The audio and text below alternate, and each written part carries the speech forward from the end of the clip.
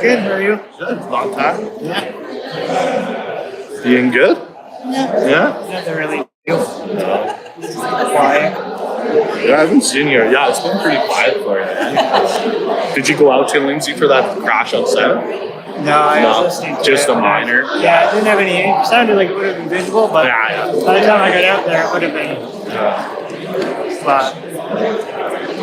It's like a transport truck and like a camper trailer. Yeah. I guess the camper trailer's all over the place. Well, looks like we started.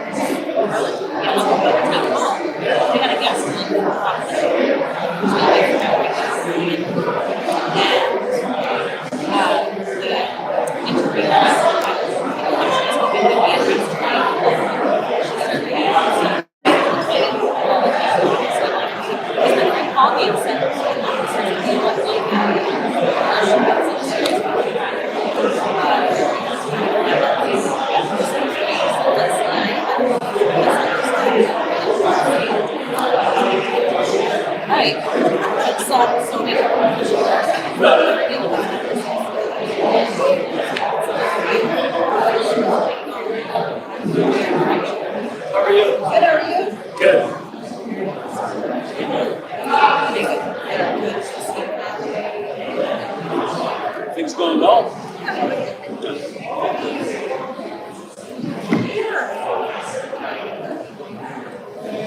Inspector, you're not Inspector to get those Lyons. Yeah. Yes, Inspector Lyons. Good afternoon and welcome everyone. I'm Sarah Doeschate, I'm the Communications Coordinator for the Peterborough Police Service. Thank you for joining us today. Those in attendance, those watching online, the link is available through the Peterborough Police Service YouTube channel for those who are unable to attend, and then once the live recording is done, we will be recording on the YouTube channel for those to watch and rewatch and watch again. The Peterborough Police Service respectfully acknowledges that we are all treaty people. We are situated on the traditional territory of the Doeschate and Chippewa nations, covered by the Lyons treaties, which include 7 First Nations of Clear Lake, Hiawatha, Alderville, Rosa Lake, Georgina Island, Rama, and Squigog Island. We offer our gratitude to the original peoples of this region for their care for and teachings about our earth and our relations. May we honor his teachings. We look forward to the discussion tonight. We are hosting this town hall as a way to reach out to our community to talk about safety and what we can do as a community to continue ensuring that our neighborhoods are the safest they can be. We have seen challenges this year, with 4 shootings between April and July at the Park Street and Jordan Street area, and then Store Street and Dalhousie Street area. Speaking to this evening will be Police Services Board Chair Mary Doeschate, Acting Chief Tim Farquharson, Inspector of Investigative Services John Lyons, Community Development and Engagement Manager Emily Jones, and Inspector of Operations Jamie Hartnett. After their remarks, we want to hear from you. We understand that the community is angry and frustrated that these incidents have occurred, that lives have been lost and altered. And we also ask that everyone come to this discussion with respect and dignity for each other. This is not about pointing fingers or finding faults. It really is about finding our way forward together as a community. The Peterborough Police Service believes in collaboration, and throughout the evening you will hear about those collaborations that are in place with both our community and our municipal partners. The service and its members know and wholly recognize that the police service alone is not the only solution. Many of our partners are in the room this evening, and we thank them for being here. If there is a question that is more appropriate for these partners, you will be directed to ask them during the meet and greet portion of this evening, or potentially find a time to connect with them after the meeting. Senior staff will be in the crowd with the microphone and will hold that microphone while you ask a question. I will be moderating the question and answer period, and in all, we will have the floor open for questions for about an hour. After that, there will be an opportunity to meet and greet with the panel and our invited community and municipal partners. As mentioned earlier, this event is is being live streamed on the Peterborough Police Service YouTube channel in an effort to reach as many community members as possible. Only the panel will be shown on camera, but if you are asking a question, your voice will also be heard on camera. We've also asked that media only record the panel as well. So thank you again for taking the time to attend this evening, and we look forward to a respectful discussion. And I will call Mary.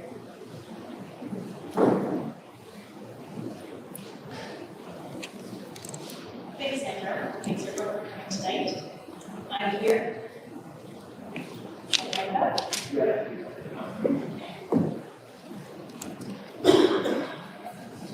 So I'm here tonight to not only represent the Peterborough Police Services Board, but also to listen to you.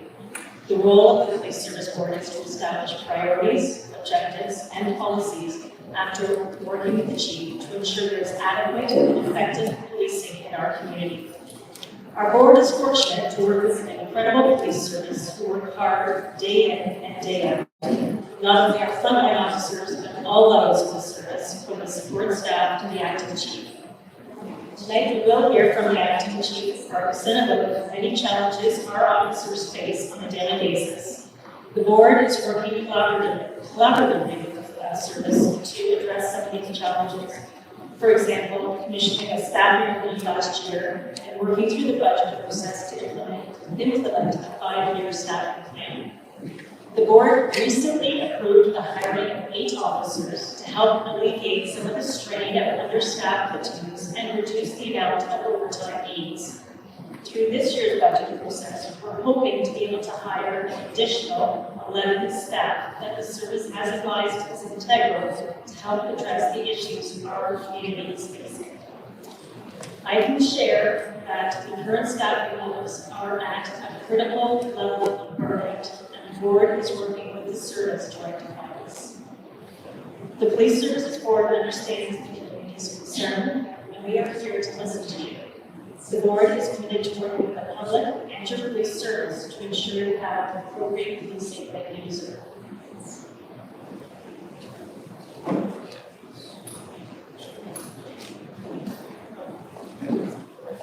Acting Chief Representative will now say a few comments. Thank you, Madam Chair. It's okay.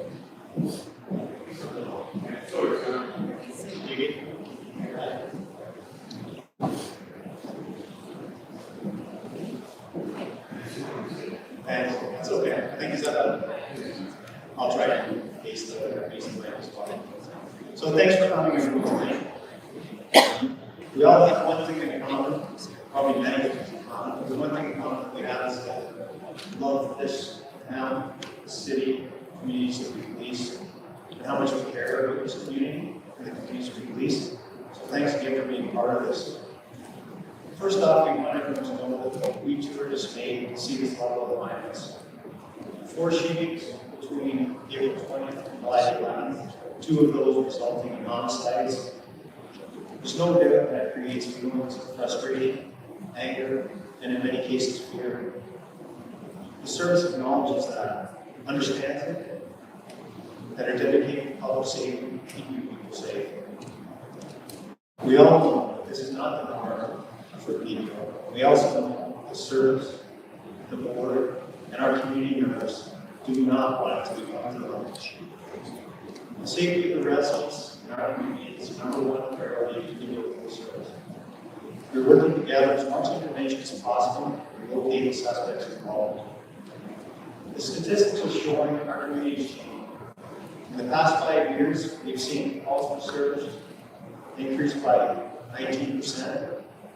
Criminal code offenses increased almost 16%, and non-offense calls increased almost 25%. These trends are happening for a number of reasons, here and in communities across the province. But this is about Peterborough, and searching for making Peterborough solutions as a community. Some of the reasons for the trends is highway access from 115. It's extremely easy to get to Peterborough. Peterborough is a growing community. Peter's been identified as a market for organized criminals, and we're seeing that they're taking advantage of some of our most vulnerable. We know this because on average, the suspects, and in some cases victims, are not from the Peterborough area. You heard from Board Chair Doeschate about the challenges around staffing and the support of the board with these challenges.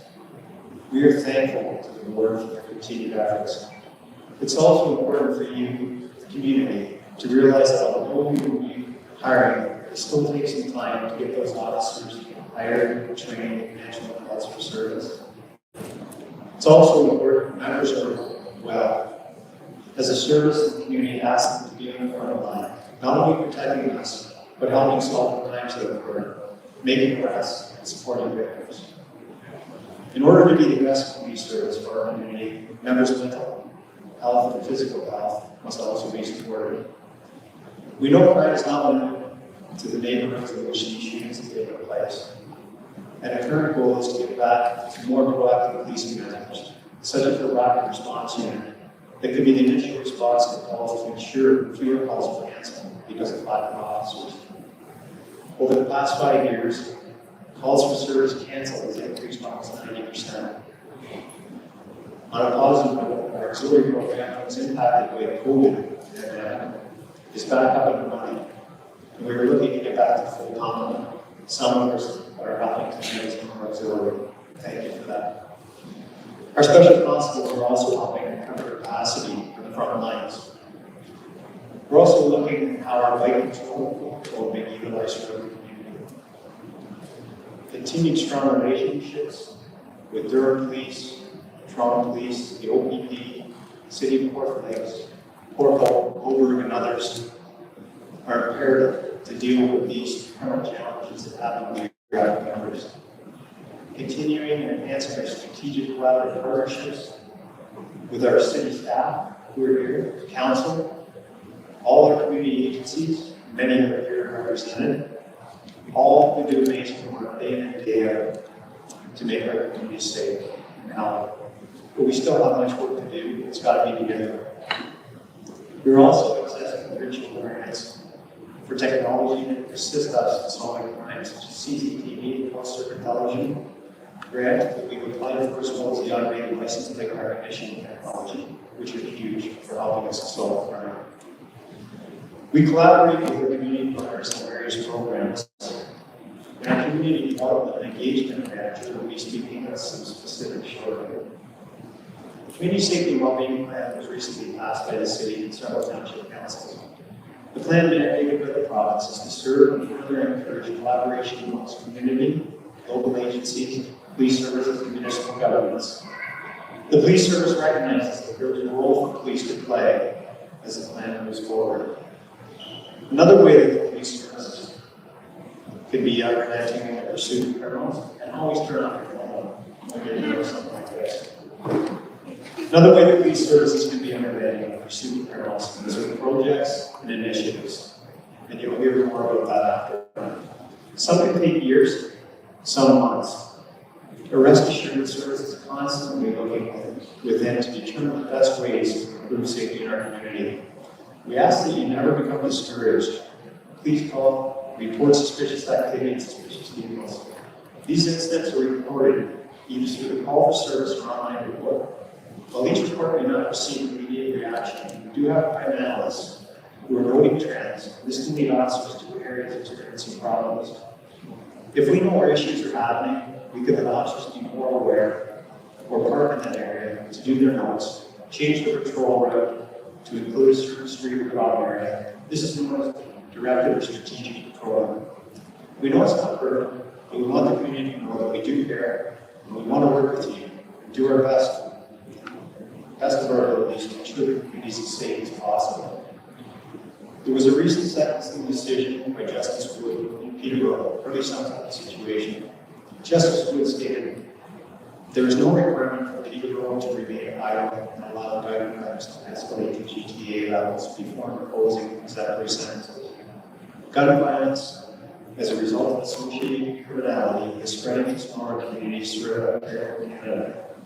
This case and other recent incidents illustrate that Peterborough is not immune from such a crime. Thank you, and I'll ask Inspector John Lyons to speak.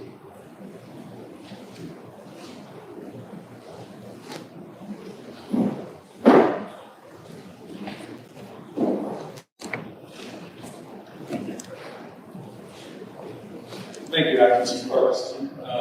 So my role is essentially in charge of the protective unit service that often comes into play once these crimes have been investigated by uniformed police officers. We have to do follow-ups due to the complexities of the background that we have to do to follow up those incidents. So as noted, some acts of violence that are very unprecedented for Peterborough. It's brought a lot of media attention, and we're certainly aware of what is happening and what's going on within the community, and the fear that will definitely arise in residents living in and around the areas. The one thing I will say too is quite often you'll hear in a media release that it's an isolated incident and there's no concern for the general public. That comment is not made to say that people using guns are accurate and there's no problems in our community in those neighborhoods. It more specifically relates to the fact that in most of these cases it's not a random act, it's a targeted act. So quite often these incidents in that scope, we're just trying to bring to the attention to the general public that we don't have random situations going on in their neighborhood. Quite often it's targeted. And what I can say is that selling illicit substances has been at the core of these acts of violence. That is something that is occurring across our country. It's not unique to Peterborough. It's something that many police services across multiple jurisdictions are dealing with at an unprecedented level in our society today. So essentially, the Peterborough Police Service Investigative Services Division, as I know, have detectives assigned each of these cases now diligently to ascertain who is responsible for the acts of violence that bring them to justice. These investigations are increasingly complicated as there is little to no information provided to investigators to assist them initially. There was a day when we certainly knew the majority of the criminal element was in the city. That has now changed. A lot of our crime is being committed by people that are coming into our city to, as I noted, deal with illicit substances. These investigators must rely upon investigative techniques to not only identify those involved, but to also corroborate the list of persons and their involvement. And that takes a lot of work. It isn't like CSI where you start at, on the hour or on the end of the hour and they solve it. And I have to say that because I know that you would think by the techniques that they can use that we would have the ability to put it all up on the screen, hit a couple of buttons, and we know license plates and what you had for breakfast this morning, and your hair color, and sorry, it doesn't work like that. So it takes a lot of people power to do that. And just as an example, recent shooting found a suspect was identified through a sensitive investigation. The individual that alleged to have used a firearm to cause harm to an individual was identified. An exorbitant amount of hours went into trying to find and locate and monitor that person. He was found in Quebec. So we had to bring in the Quebec police service in a remote location where this person was to assist us. It takes judicial authorization for us to be able to go and bring that individual back to Ontario. It isn't again a simple process. It involves quite a bit of, again, the judicial process, having the documents prepared, and then we have to authorize it to be executed in the province of Quebec. So in any event, we were able to identify and bring that person back to start the process. To attempt to proactively stop these shootings and accidents, police often are involved with other police agencies and projects. I'm sure some of you may have heard of the media, the Project Nancy, as a lead. That was an example of many police services working together, where several kilograms of fentanyl, cocaine, and cannabis, along with several grams of methamphetamine and numerous pills of oxycodone, were seized by 3 police agencies working together. The estimated value of the illicit substances is approximately $2.5 million. A considerable sum of cash was also seized as proceeds of crime, along with 9 firearms.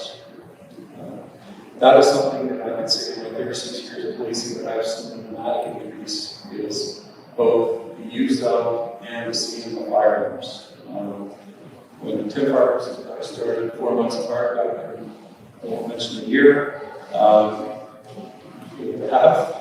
to have any crimes associated with firearms was never that it didn't happen. It's just it was rare enough that it was brought attention to it in a great detail.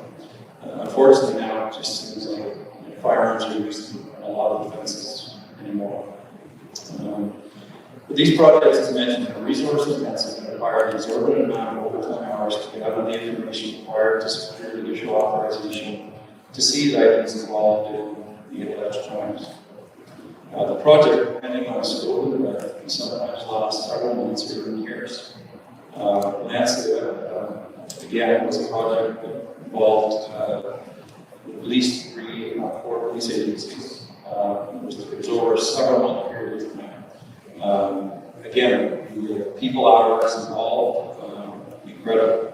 People were working 16 to 20-hour days to gather that information and identify those responsible.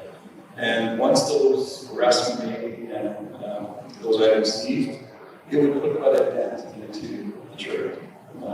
The illicit drug trade in Canada is far and wide, and it continues to gain momentum.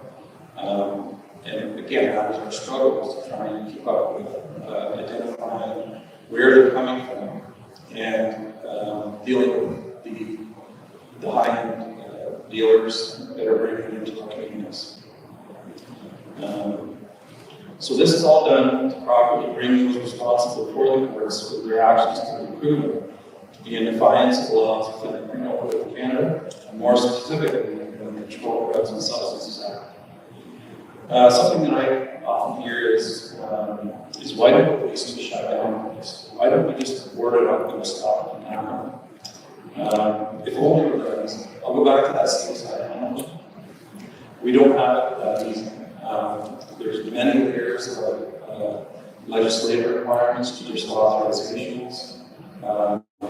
There's many acts involved. There's the Seized Property Management Act, the Proceeds of Crime Act. There's local bylaws involved. There has to be a nexus between the activity and the criminal activity and the primary purpose of that residence is for that only. So, I'll give you an example. The row house is quite often where the row house is, not a fence. If you don't know what it is, sometimes people buy a home and they primarily set it up for growing marijuana or processing oxy, drugs, whatever the case may be, methamphetamine. If you can prove that the primary reason that nobody resides in the residence, again, there's many steps that you can prove, then you can start the process. There was a house that went off in 150. Does anybody know that was talking about? That was involved in criminal activity. It took many attempts and search warrants and judicial authorizations in order for us to identify it as a house used primarily for crime. And as you many know, it sat there for years, managed by the Seized Property Group, until such time as it passed all the hurdles in the judicial process, and that it was forfeited and eventually pawned out. That was one of only 2 that I'm aware of that have met the threshold in our community. And also, you have different levels of people, residents, homeowners that are unaware of what's happening as well. So we can't simply go to the homeowner and say, you're responsible Yeah, it's just an overview to explain the complexity and involved in these investigations, but we do have, every time one of these happens, we have a team settled, information is management, in which we make sure that from start, during, and hopefully to conclusion, we're getting all the facts and issues that we need to prove a case in order for it to get to the court. And once that court case has been presented, as long as we make sure we cross all the T's and dot all the I's, and follow all the rules of evidence, it's now in our hands, and it now becomes part of the judicial process. So sometimes often people say, well, why did you do that, or why did you do that? It's really out of our hands when this investigation has been forwarded to the courts. So essentially that's it in a nutshell. We'll be available for questions after. I'd like to invite Holly Jones up to the podium.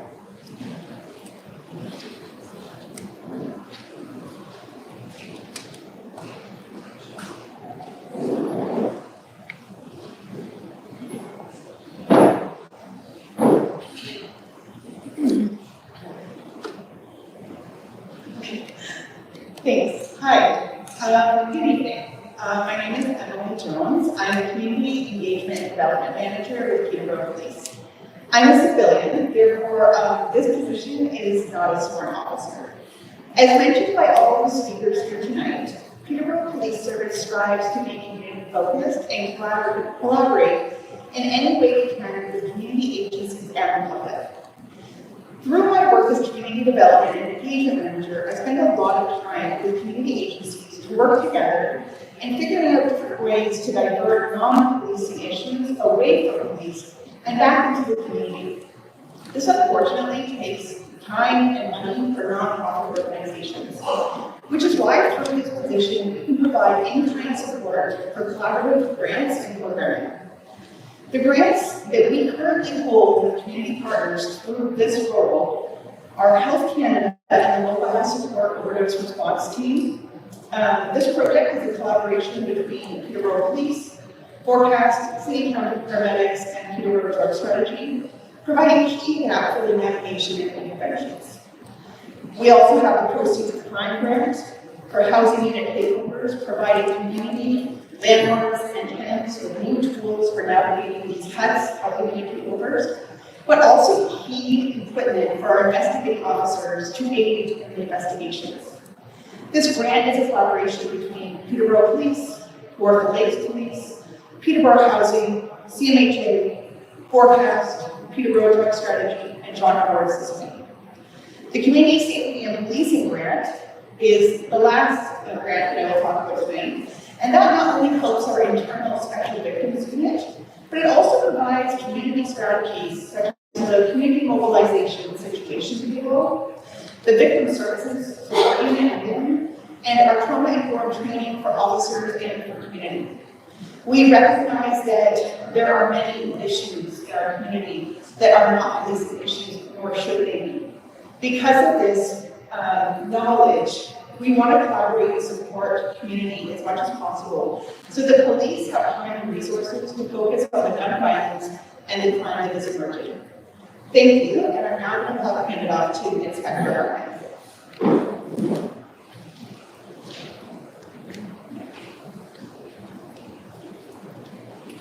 Please go on, make your low. Good evening. My name is Jamie Hartnett, and I'm the Inspector of Operations for the Peterborough Police Service. I'm here to talk about stats, some of the stats, and some of what we're doing to combat the problem, and some of the things we'd like to do to combat the problem. As the acting chief outlined, calls for service and our stats continue to rise, which has caused us strain on our resources and our ability to be proactive. Our calls for service have increased 11.8% over the last 5 years. From 2020 to 2021, increased 4.3%. Our calls were 35,935, up to 37,493 in 2021. Our clearance rate in the last 5 years, last 3 years, has dropped 13.7%, from 56.3% to 42.7%. This is not a reflection of the work of our members, but it is attributed to the work, the complexity of the work, the workloads, demands on our members, and our staffing levels.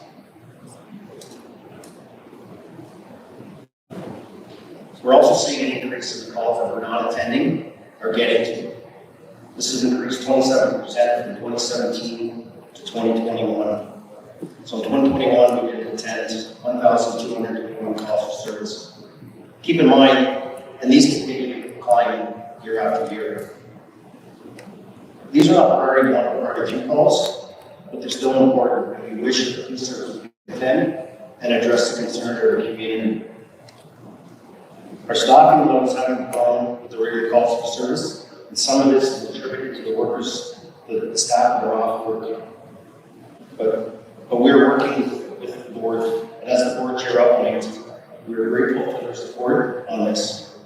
This is critical to our members and for the service to continue to provide adequate and effective policing, and also ensure the wellness of our members, both physical and mentally. Thankfully to our prime analyst, there are also stats specific to the neighborhood. So it's kind of confusing here. The stats for Lansdowne and Park to Sherwood, and Stewart Douglas. So if you're as confused as I am, we're okay. So in that area, in 2017, we had 6 firearm-related offenses, and in 2018, we had 7. In the past 2 years, 2020 and 2021, we've had 23 and 16 respectively. This is a huge strain on our resources, and obviously a concern for the community. Brick and intercept increased significantly, 79 in 2018, all the way up to 147 in 2021. Robberies have also increased that time. We went from 8 to 11 to 16, and in 2021, we were 28. We're listening to the community and aware of concerns. Every day we're trying to do the best we can with what we have. We have officers spending more time in this area than time permits. It's probably not enough. We're utilizing special officers to free up officers so that officers can spend more time on the roads and dealing with the calls for service. We're also using our auxiliary program and our auxiliary members to address the break and enter. The crime prevention for environmental design and CPTV has been a very beneficial program. We'd also like to implement other conditions when we are asked or near a full complement. We'd like to bring back the complaints detail, which addresses public complaints and focuses on areas of need, as it has been in the past. We'd also like to increase foot patrol in the areas that are identified as high crime areas, and have more officers in vehicles for visibility, which can act as a deterrent, and the ability to respond to calls quicker. We are listening. We know we have challenges, but we also know we have a supportive community. And please continue to reach out to us as we need your help in combating the violence and crime in our community. The Peterborough Police is committed to public safety. Thank you.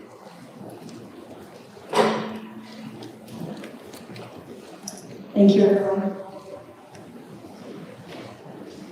Now we want to hear from you. So we have Paul, who will be going through the crowd, and I will be sending you over there and seeing some hands.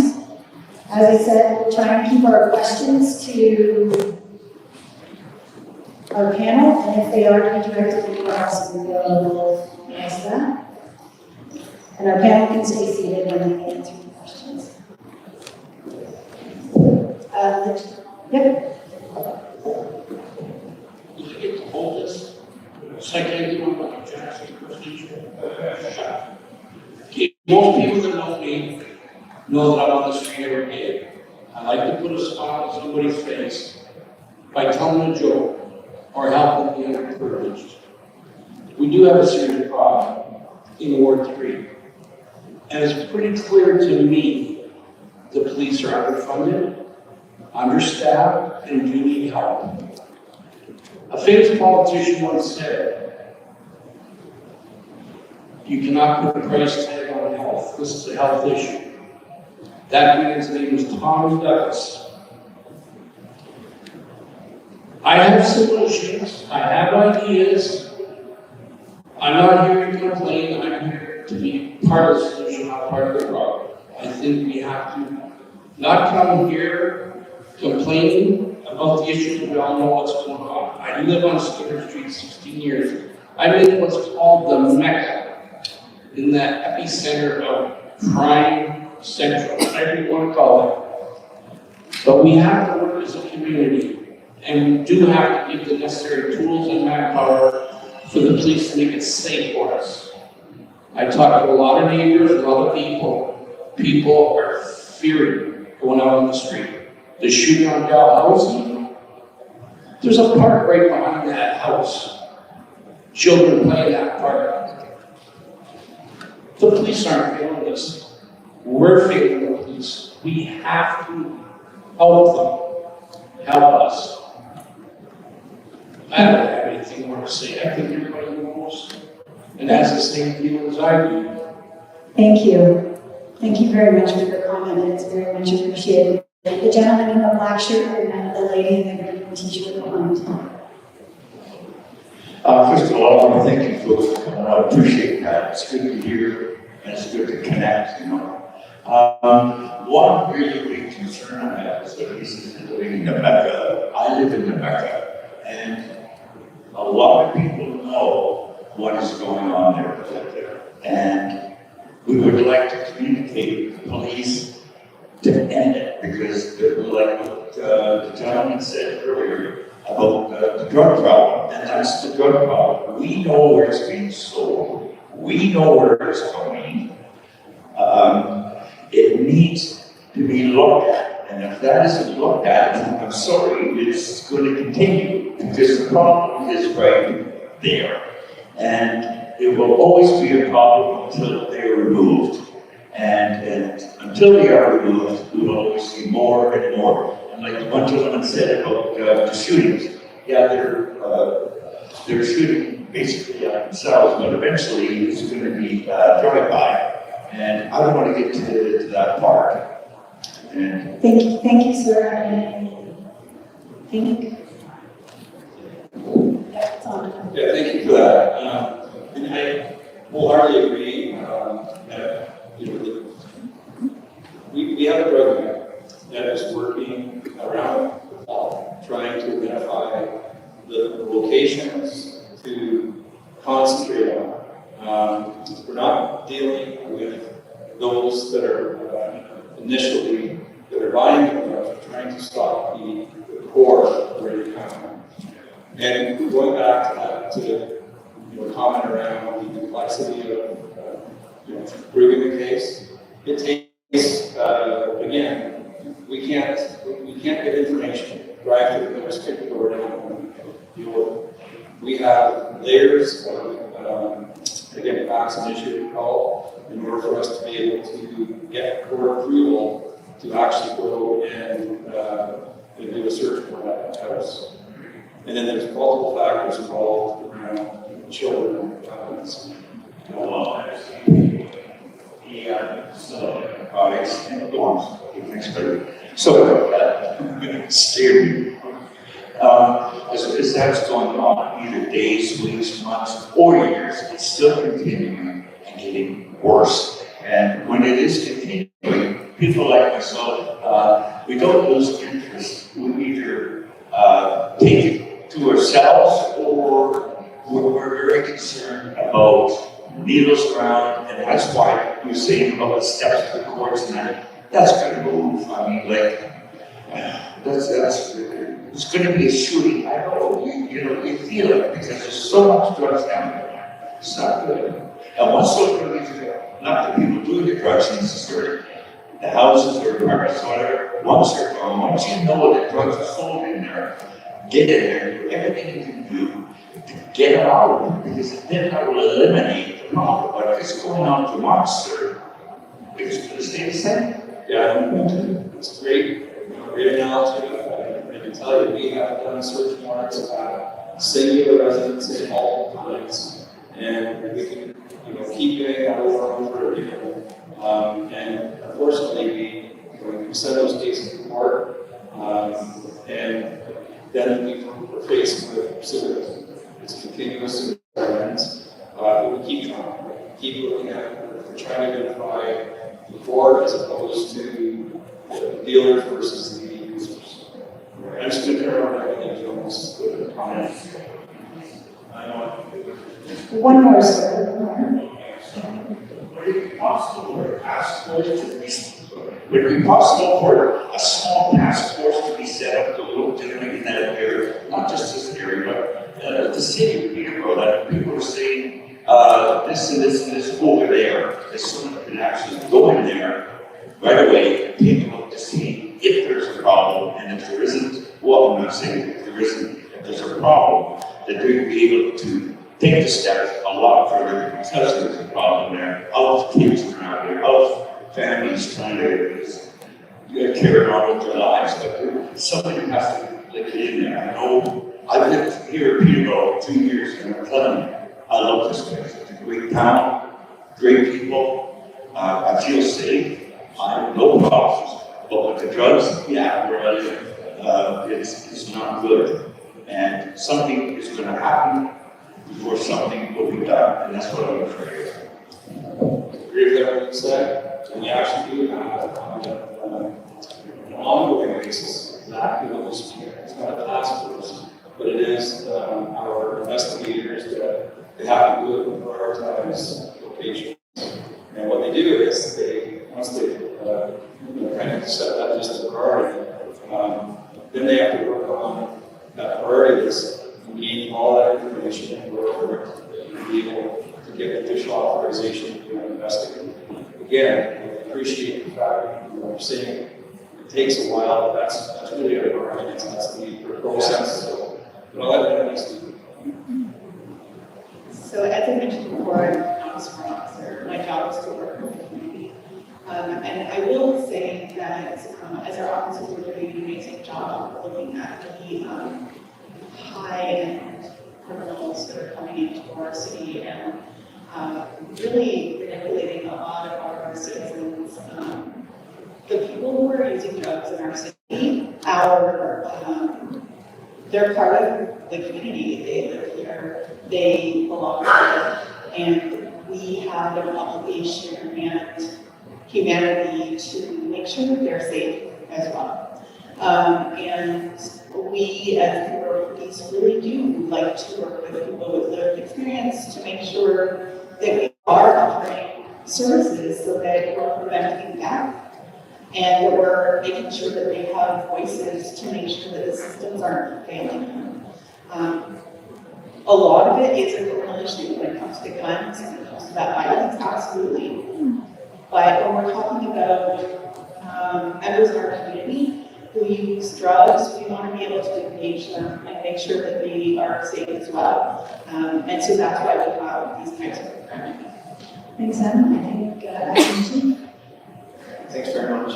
You brought up a few things, so try and remember a couple of them.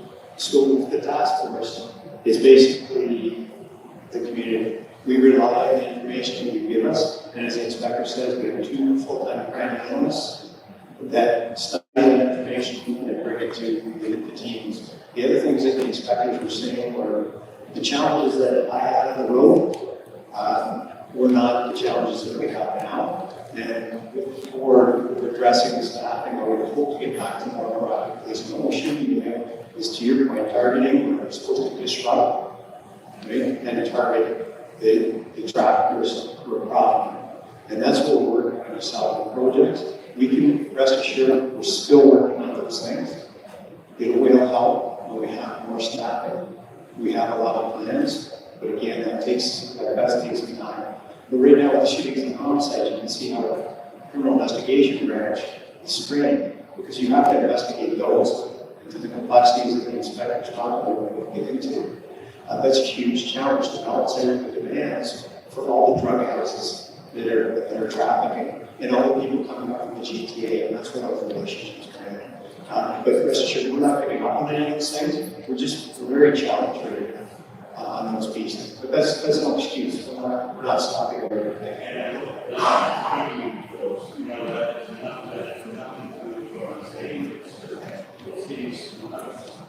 Thank you. I appreciate it. Thank you. You sparked a wonderful discussion. All you have a question? Hi, I'm Noelle. I'm sure you've heard of me many times. I'm calling you.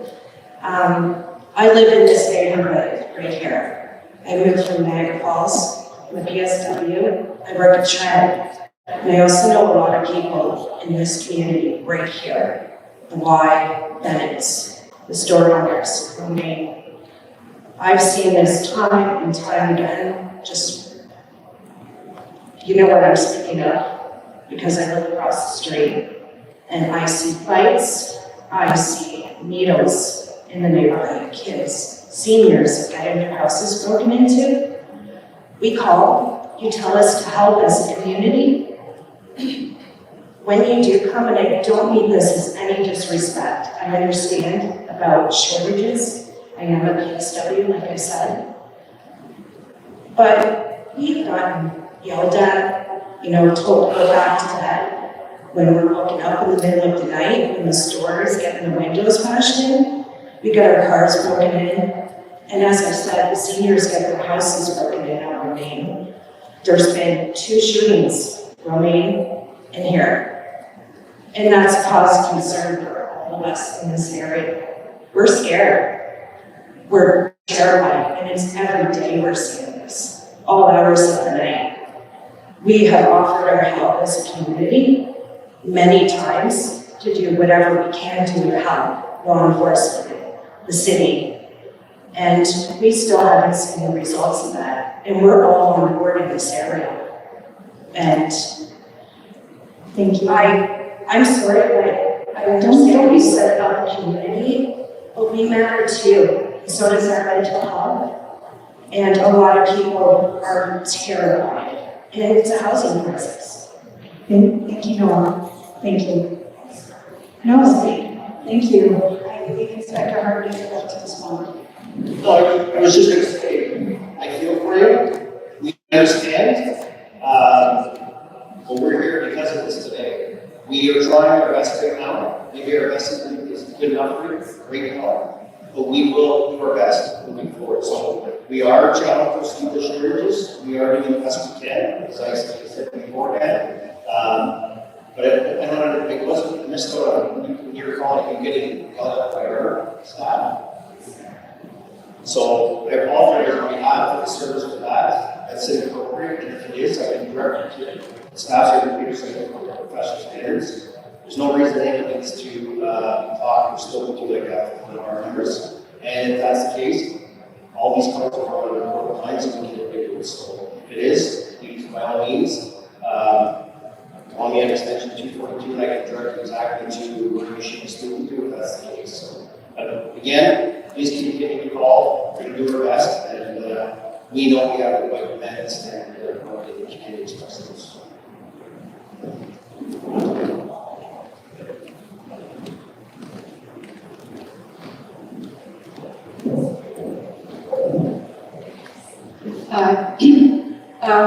We've been hearing a lot from the police services, and that's excellent information. You are definitely at the pointy end of the stick of this whole issue. You gave a very good explanation of your challenges and your resources, but I would like to take the focus off that table at the front of the room and turn it back on us here in the community and ask, what is it that we as taxpayers, and I live not far from the area we're talking about, what are we as citizens and taxpayers willing to ask of our municipal and our provincial governments, and what are we willing to support? And I'm thinking of things like the United Way, which is charitable donation, and I'm also thinking of what a city can do in its budgeting to support, for instance, the formation of neighborhood associations. Neighborhood associations in other communities and around the world can make communities stronger. They bring citizens together in a common issue. We begin to understand each other better, and we have a united front when we go to speak to our police force, to our city council, to our elected representatives. We get to know each other rather than hunkering down in our homes, afraid and alone. And we find strength in that. And I just put that out to those who are thinking of what a community can do and what our political representatives can do together with us. Thank you for your comment. If I could just comment on that, that's a very great example, and I can give you a community example of what to speak. There's a newer subdivision, if you're aware, north of Milroy Drive, Shimano Road. They were having some issues, and I spoke to a gentleman up there in the neighborhood who wanted to know, what could we do as a community in that area to, kind of check in on what's happening in the neighborhood. And I introduced him to Neighborhood Watch. And Neighborhood Watch is what we speak about. It's a communal effort. There's signs up in the community. It puts people on alert that this group of neighbors is, again, as you said, community. And we're trying to make sure that we're watching each other. And since that hasn't been active, the signs are up in that community, the rates of our thefts of some vehicles has gone way down. So it's a very good point of view, and I appreciate that very much. Thank you. Just on that next matter, when we talk about POP, problem-oriented policing, that's exactly what we're talking about, working with the community. We provide a liaison with that. We won't necessarily start that area, but as you know, the city is divided up into zones or atoms. So we have area coordinators, which is the general control driver, and the other drivers are part of that team. So one of them will work with you. And if there's somebody that has the initiative in the neighborhood to start that, we will sit on the committee, provide advice, and that will be one of those area drivers of the city. So it's just, if you have somebody to start that, we will definitely have that. And we support it. Thanks, Acting. And I just have one comment to add in the sense that you referred to our political representatives who can be out. We actually have a prime example right now, the municipal election right around the corner. The candidates are coming to your door and they're asking what you would like to see with your paper. If this is an opportunity for you to tell them how you would like to see the police and your community change. And it's a great opportunity. We do have councillors here tonight, and maybe you'll speak with them after, but also it's a great opportunity to have new candidates when they're coming to your door to inform them of your concerns so they can bring it back with their new council in the municipal election.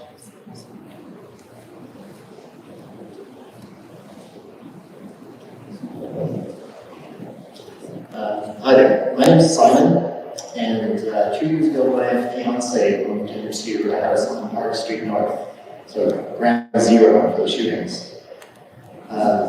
I had to build a fence to stop the flow of foot traffic through her yard between Park Street and what's locally known as Crack Alley. I've also had to install 4 outdoor security cameras due to frequent assaults and petty crimes at the house. Over the past 2 years, my fiance and I have repeatedly been assaulted by one family that inhabits at least 4 of the houses on that block. My fiance's 7-year-old daughter was even taken away for several months by the CFS for her own safety because of the people in the surrounding houses. The cameras that are installed provided some of the clearest and closest footage of the recent shootings. But the main reason that I kept adding more cameras was because I kept getting assaulted. But the officers who attended refused to examine the evidence or question witnesses, and repeatedly blamed us for being assaulted and refused to press charges. We were being told that it was a consensual fight, on multiple occasions, or that it was just a neighbor dispute. So what I'd like to ask is, why do I keep being told that I'm consenting to being assaulted by the drug dealing bike thieves living in the houses where the shootings and fatal overdoses keep happening? And why should I continue to have faith in or cooperate with a police service that actively refuses to help me? Thank you for your question, Inspector Hartnett. Yeah, and again, apologies for our lack of action. I think the best thing to do is maybe keep this offline, have a discussion more. You can give me a show, 715-876-1122. My extension is 242. And then I can direct you exactly, look at it, and then I can direct it to the appropriate people at that time. So, we're good with that. It's really important to remember that citizens do have the ability to complain at any time. It's as easy as going on their computer and playing going on their leave. You've done that? Yeah. Okay. And then you've spoken to the staff sergeant that's working on who's in charge, or the sergeants, worked your way up through the inspectors? I don't know how many levels there are, but I know at least several. There are lots. We also have a professional standards there, so the complaints get fully investigated. And on that OIPRD, not like what I said, what you have to do is go on to the OIPRD website, and it's a block that you fill it in seconds. It has to be followed up. Everything does it. The inspectors say yes, we have a division that does that. And if there's police charges applied from me all the way down, it applies to us. We're accountable to you. So we should be looking into those things, and we'll follow up with that.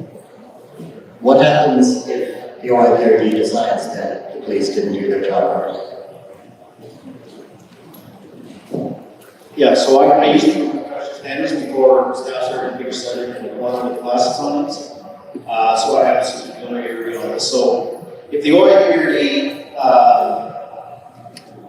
thinks there's a valid complaints, they have a number of different options. One, they can direct it back to the police service. They control everything.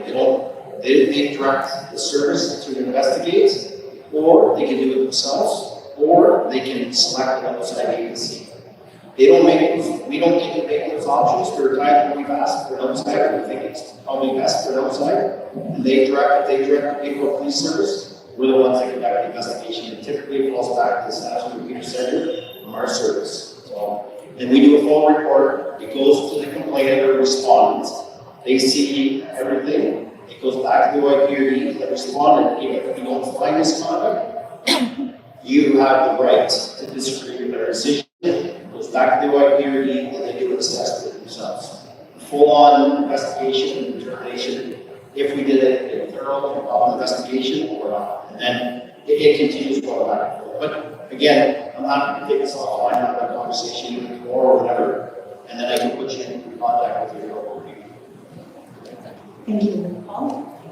Hi, my name is Mark Tosh, and I own a business downtown.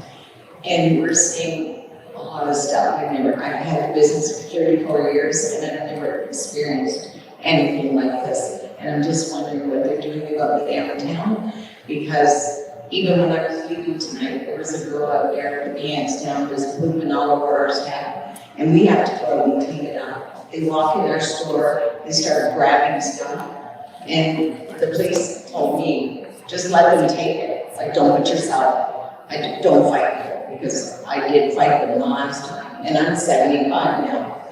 But what do we do about this? Thank you for your time this evening, Inspector Hartnett. Yeah, this is a challenge we face on a daily basis. So we also have, again, some of this has to deal with the mental health aspect. We do have one CMIT unit right now that can address some of these concerns. Our plan is to have at least 2 more. We're also working with CDHA and other agencies to have more of these units under the addresses. There's a climate aspect of dealing with the criminal element. Is it a criminal element or is it not? I can't speak in behalf of what a lot of times it's the officers, and then I don't want to make comments on that right now. But it is a bit of a struggle that we are seeing. Obviously, here in the downtown, we have Terry Valley, try to address some of this stuff. So we do bring out our community services and schools done. We have them all walking downtown every day. She's seen them. We try to encourage our patrol to be visible and address these things. So my responsibility, please make a call, make sure that we attend. It's not, don't change yourself, we never know what's going to happen. We've seen situations where our officers have been hurt, and we're trained and qualified, and we have the appropriate use of force and trained and de-escalate. Some of ours have suffered some serious injuries, so we don't want to see you get in that sort of situation, so please make sure you give us a call. And members of the wait list, that's who's next. So if there is a Peterborough resident and the next bed that's available is in 10 minutes, that's where they're going. So it's not necessarily going to go directly to our residents. It is going to go to be at another facility in the province. And so that's where the flaw fundamentally is in our prevention system. And I just wanted to make that clear, because I think it's a common misconception that if we get a detox facility or a treatment facility, that's going to be a direct service for our Peterborough residents. It just isn't.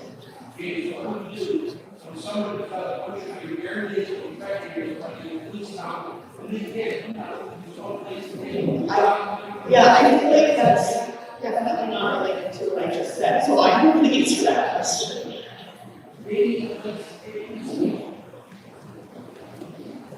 So that's the mobile operations and management team. That's the importance of those in our partnerships in the community, mental health. And they will make an intervention when it's needed and be taken to the hospital. And from there, there's just an assessment. They're 16 and 17 mental health now. And after that point, if they need to stay, they get a residential facility. But your other point, Brian, you made, and just following up on what Emily said, there are flaws in the prevention system, but where we want to go is sort of the national level, Canadian Association of Chiefs of Police, and the provincial level, Ontario Association of Chiefs of Police, and we also set up those committees in the senior team. Those teams are pushing for a regional detox, where we can take those persons in crisis. They are pushing for treatment on demand with the government, so that's something advocacy work that goes on one of our desks.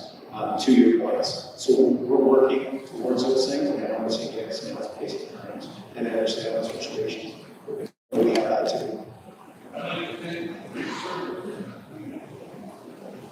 Thank you. Question on the end.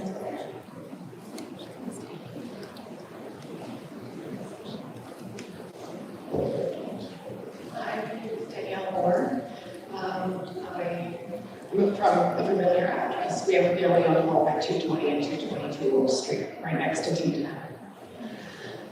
So I understand that policing is very overwhelming. We all appreciate your effort. We all appreciate your attendance to the calls that you're able to come to. What I'm wondering is what resources outside of policing for my family neighborhood in particular are available?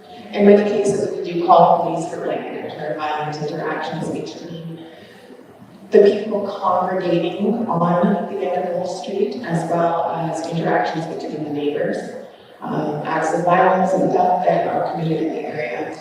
A lot of times, almost every time that we have called, the call is answered, someone will come, but we're told, we can arrest them, but they'll be there in an hour or two. If it is not a policing matter, I'm so sorry, I can't remember her name. What resources and what do we have to reach out in our community and seek help for ourselves and those suffering that have conflict with themselves and with the surrounding citizens that are housed? Thank you. Thanks. I don't have all the answers because I think there's a few different things happening there. And I do know there's some folks in the room who can speak to some of the programming. During the kind of meet and greet, I can introduce you to some community folks who are doing some work in the neighborhood. We also have the city staff that can help answer some of those questions. And I understand your frustration there, or shaking your head. But I also think there's a lot of people working on that, but I really empathize with that neighborhood because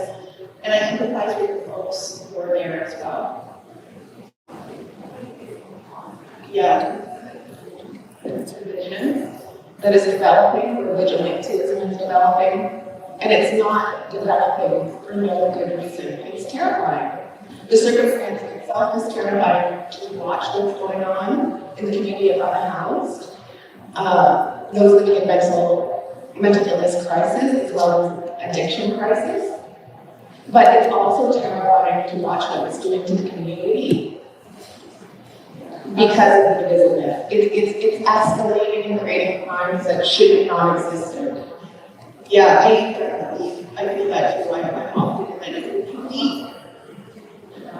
can you like call after so I can give you some better, more in-depth answers and maybe give you my card? I think a lot of this will involve talking with some solutions with partnering agencies and leasing, but I can tell you that we're all struggling with what the answer is. Like, I want to be completely honest.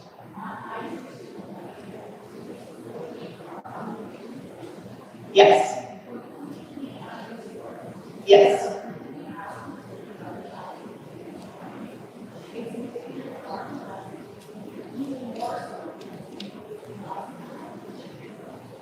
Thank you. I agree with a lot of what you're saying, and I'm also, I really want to have a more in-depth conversation about this. So, I do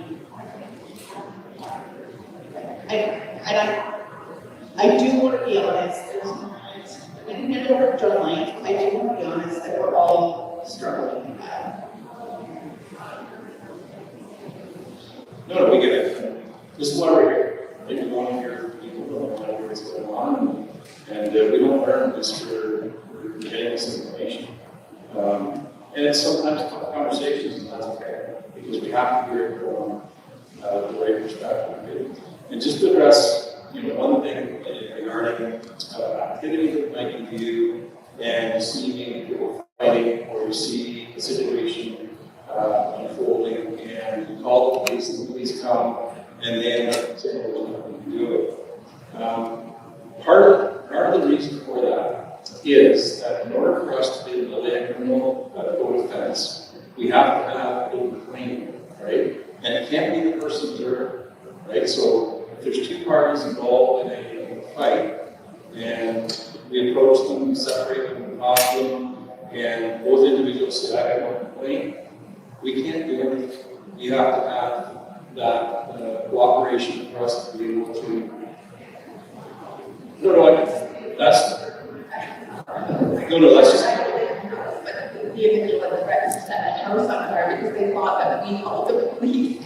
And I think that's the one instance that's in my mind. Well, I can arrest him and take him away, but he'll be back in an hour. Well, that's just right. That's a small piece of what you're saying. It wasn't addressing the entire piece that we're speaking. It's just one of those things that often happens, and it gets seen, and it's like, well, cops can't do anything. And the police come, they try to speak to the individuals involved, or the parties involved in the case, and if we don't get that cooperation, then I talked with facts and issue in the case. There are check marks that we have to get for every investigation in order for us to be able to bring it to the court. And if we don't have that cooperation, we can't. I know that sounds a little bit ridiculous, but we don't have the ability to take that case to court. We have to have the complaint provided to us. It's frustrating to the officers. They know when they see that happening, they know the activities occurred, they can see the dust up as they were back. There's cause of disturbance, which is a summary conviction offense, and they will get a fine. If they observe that, that's something they can do. If they get there after, and they speak to individuals, and there's no cooperation, they're frustrated. So it's, again, that's just a small part. It's not speaking to the entire issue, so just one of the pieces. You know,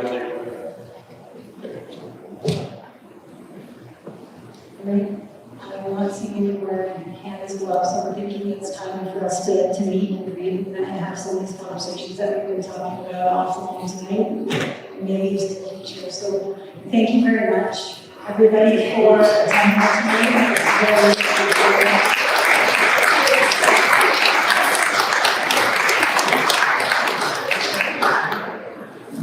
you. Please take care.